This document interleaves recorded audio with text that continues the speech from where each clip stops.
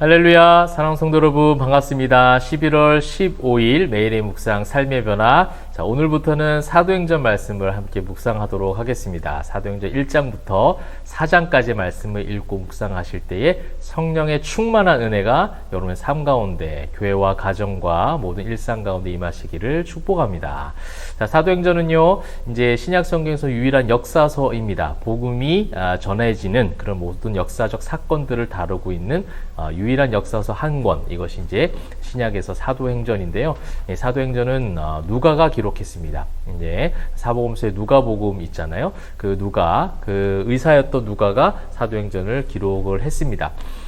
그래서 이제 누가복음을 이제 우리가 함께 나누었던 것을 좀 기억해 보시면서 연결해서 한번 보시면 좋겠습니다.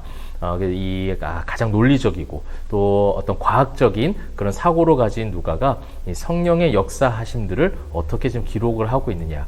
그리고 이 성령의 충만한 역사들이 이제 제자들, 특별히 우리 한 사람 한 사람이죠. 그 한 사람의 성도들을 어떻게 변화시켜가고 그 변화된 한 사람의 성도들이 어떻게 공동체를 이루어갔으며 그 공동체가 어떻게 하나님 앞에 쓰임을 받았는지, 그리고 성령의 충만한 공동체란 무엇인가, 이것을 이제 사도행전을 통해서 많이 배울 수가 있어요. 그래서 성전된 한 사람의 성도의 참된 변화를 우리가 사도행전에서 많이 발견했으면 좋겠고, 그 다음에 정말 건강한 성경적 교회가 어떤 교회인가, 무엇이 우리는 교회로 알고 있었고 또 성경에서 말하는 교회가 무엇인가, 여기에 대한 질문에 대해서 사도행전을 읽으시면서 끊임없이 자문하시면서 읽으시면 좋을 것 같습니다. 자, 1장 처음에 여러분 너무 잘 아시는 장면이 나오죠? 예수님이 승천하셨고요. 유명한 말씀을 우리에게 주고 계십니다. 그들에게 분부하여 이르시되 예루살렘을 떠나지 말고 내게서 들은 바 아버지께 약속하신 것을 기다리라. 그렇게 이제 말씀을 하시면서 1장 8절, 오직 성령이 너에게 임하시면 너희가 권능을 받고 예루살렘과 온 유대와 사마리아와 땅끝까지 이르러 내 증인이 되리라 하시니라. 이 말씀이 어떻게 성취되어져 갖고 예수님이 말씀하신 이 명령이 이 사도들에게 어떠한 모습으로 수행되어져 가는지를 우리는 계속해서 살펴보게 될 거예요. 그것이 우리 교회의 삶이 되면 좋겠고, 저와 여러분들의 삶이 되어지기를 간절히 바랍니다. 자, 이러한 가운데 이제 제자들이 예루살렘에서 계속 기다리면서 기도하라 그러면서 올라가셨어요. 그러니까 예수님께서 계실 때까지만 해도 너무 좋았는데 이제 올라가 버리신 상태가 됐습니다. 또 한번 멘붕에 빠질 수 있는 상황 가운데 그들이 다시금 모여서 했던 것이 무엇이었느냐? 조금은 예전보다는 많이 달라졌어요. 이제 기도하기 시작합니다. 간구하기 시작했고 주님을 찾기 시작하죠.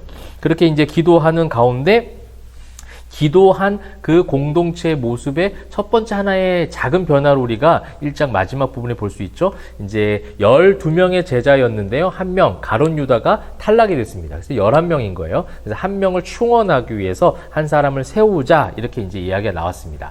그럼 뭐 지금 교회도 직분자를 세우고 사람을 세우는 거 얼마나 중요한 일입니까? 그 당시 공동체도 그래요. 한 사람을 세운다라는 거 굉장히 중요한 문제예요. 그리고 제자들 그룹을 한번 생각해 보십시오. 예수님이 십자가에 못 박히시기 전에 누가 크냐에 대한 부분, 또 내가 더 높은 자리에 앉고 싶어하는 욕망들, 이것으로 인해서 계속 서로 다투는 그런 어떤 공동체의 모습들 보게 되죠. 그런 것들이 오늘날 우리 교회의 모습들과도 비교했을 때 그거 참 많이 유사한 모습인 것 같아요. 그런 전력이 있는 공동체입니다. 그렇게 말 많은 공동체예요. 근데 그 공동체에 아주 작은 변화가 일어나기 시작합니다. 거기 보면 두 사람이 후보로 나오는데요. 하나는 바사바라고도 하고 별명은 유스도라고도 하는 요셉이다. 이 한 사람이에요. 그죠? 한 사람의 어떤 여러 가지 이름인 거죠. 그러니까 이 지역적으로 굉장히 유력한 사람이라는 겁니다. 여기서는 이렇게 불리기도 하고 저기서 또 저렇게 불리기도 하고, 그래서 유명한 사람이다, 이렇게 여러분 쉽게 생각하면 좋을 것 같아요. 그렇게 성경이 지금 일부러 소개하는 거예요. 그 다음에 하나는 마띠아라. 이 마띠아는 이름 그냥 마띠아 하나만 기록을 하고 있어요. 근데 그러니까 세상적 조건으로 봤을 때 사도적인 조건을, 사도가 될 만한 조건으로 많은 사람들에게 유명세가 있고 유력한 이 사람 누가 지금 됐으면 좋겠다라는 것이 우리 인간적 사고에서 바로 이렇게 반응합니까? 이 바사바라고도 하고 유스도라고 하는 요셉 아니겠습니까?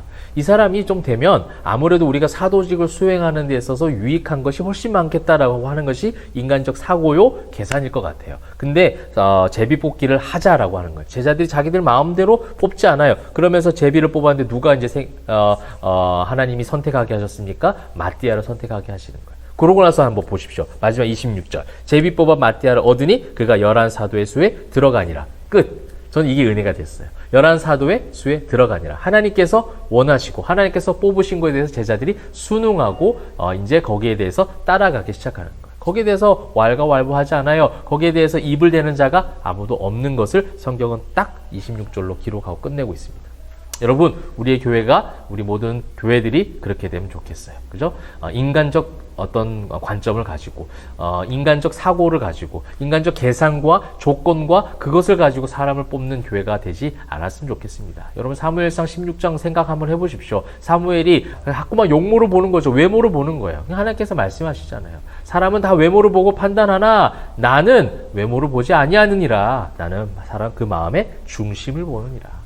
하나님께서 선택하시는 사람을 볼 수 있는 그 같은 눈을 가진 성도들이 되시면 좋겠습니다. 그렇게 하여 이 장에는 유명한 오순절 사건의 성령 강림의 사건이 등장을 하고 있고요. 이 성령의 충만한 강림 사건을 신비로운 현상이 마치 성령의 충만함이다라고 오해하는 교단들, 그런 어떤 색채들이 있는 교회들이 있습니다.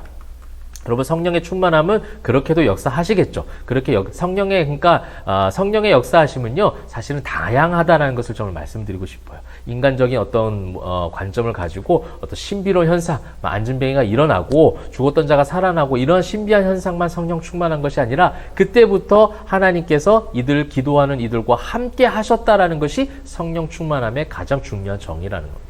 그러니까 저와 여러분 성령 충만한 사람인 거예요. 우리가 성령 충만한 언어, 성령 충만한 어떤 행위를 해서가 성령 충만한 것이 아니라 또 그러한 기이한 현상을 보았기 때문에 성령이 충만한 교회, 성령이 충만한 성도라고 말하는 것이 아니라 주님께서 이제 승천하신 이후에 보내주시겠다 약속하신 성령님이 임하셔서 이 모든 험난한 인생 광약길을 걸어갈 수 있는 동행자로, 보혜사로 오셨다라는 것. 이것이 중요한 성령 충만의 모습이요. 그 성령 충만한 자가 설교하고 성령 충만한 성도들이 이 말씀을 들을 때 36절과 38절에 가장 바람직한 결과들이 나오고 있습니다.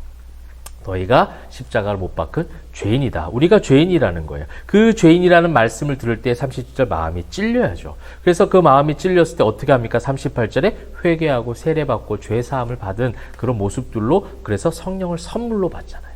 아, 이것이 하나님의 구원의 선물이구나. 베드로가 요한복음에서 경험했던 거예요. 아, 내가 아가페 할 수 있을 줄 알았는데 주님이 나에게 아가페 선물을 주신 거였구나. 나는 필레오밖에 하지 못하는, 나는 절대 주님을 아가페 하지 못하는 것을 깨닫는 순간 아가페 성령의 선물이 그에게 인식되기 시작한 거죠. 그 인식된 그 사랑, 그 성령의 충만함을 지금 증거하고 있고, 그것을 증거할 때 믿는 자의 숫자가 많아지기 시작했고, 믿는 자들이 잘 모여서 공동체를 아주 건강하게 이루어가는 것을 이 장 말미에, 여러분, 그래서 이것을 우리는 초대교회의 모습이라고 하잖아요. 그렇죠? 그런 아름다운 교회의 모습을 이제 만들어가는 것까지 우리가 이 장을 통해서 살펴볼 수가 있었고요. 이제 3장에는 너무 제가 또 좋아하는 구절이 나옵니다. 3장 6절, 안진뱅이를 이제 베드로와 요한이 성전 민문에서 고치는 장면인데, 은과 금은 내게 없거니와 내게 있는 이것을 내게 주노니 나사렛 예수 그리스도의 이름으로 걸어라. 이들의 제자들의 지금 변화된 입술을 여러분 확인하고 계시는 거예요. 사도행전은 바로 그것을 보여주는 겁니다. 성령의 충만함을 입은 성도들이, 제자들이 어떠한 삶의 변화가 일어나는지. 그래서 우리 교회, 저와 여러분, 성령 충만한 우리가 어떠한 변화를 경험하고 사는지를 자꾸만 체크하는 거예요. 자꾸만 말씀을 통해 살펴보는 것이죠. 그들은 늘 정치적, 군사적 메시아로서 뭔가를 지금 구하고 있었던 사람들이었습니다. 이제 그랬던 그들이 드디어 그들의 입술 가운데 내가 은과 금은 없어도 나에게는 예수 그리스도, 이것을 지금 고백하기 시작하는 거예요. 우리 삶의 세상에 그 모든 것들이 사라져도 내 안에 있는 예수면 충분해라는 그것이 관념적 신앙, 그냥 입술로 하는 이야기가 아니라 마음으로 통해서 입으로 시인하는 저와 여러분이 되면 좋겠습니다. 이제 그런 장면들이 이제 3장에 나오고 있고, 솔로몬 행각이라는 곳에 모여서 베드로는 계속해서 똑같은 복음들을 전하게 됩니다. 근데 그 결과 여러분, 이제 성령의 충만한 성도들의 변화에 대해서 제가 아까 말씀드렸는데, 그 변화는 무조건 꽃길만 걸은다는 것이 아니에요. 이제 4장을 보게 되면 핍박이 따라오기 시작합니다.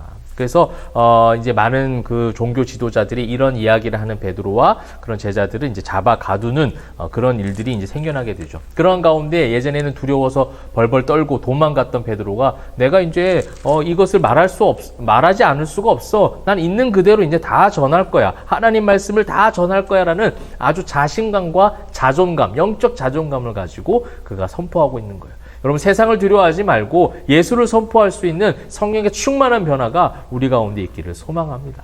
사도행전 말씀은요, 여러분 한 사람에게 그 성령의 충만한 역사를 아마 말씀을 통해서 여러분과 함께 하실 것이고 임하시리라 믿습니다. 그 성령 충만하심의 변화와 그 삶의 모든 인도하심과 동행하심이 여러분과 함께 하시기를 축복하며 남은 한 주 가운데 그 동행하심을 통해서 주님을 찬양하고 올려드리고 그것으로 만족하고 자족하는 신앙으로 내게 은과 금은 없지만 나사렛 예수 그리스도의 이름이 있습니다. 이것을 영적 자존감을 가지고 선포할 수 있는 저와 여러분 되시기를 주님의 이름으로 축복합니다. 기도하겠습니다. 사랑과 은혜가 풍성하신 하나님, 우리에게 성령 충만함을 허락하여 주시니 감사합니다. 그 성령의 충만함을 가지고 어디에 있든지 모든 일상 가운데 나사렛 예수 그리스도가 내 안에 있음을 고백하고 찬양하며 선포할 수 있는 믿음의 담대한 군사들 다 되게 하여 주시옵소서. 감사드리며 살아계신 예수 그리스도의 이름으로 기도합니다. 아멘.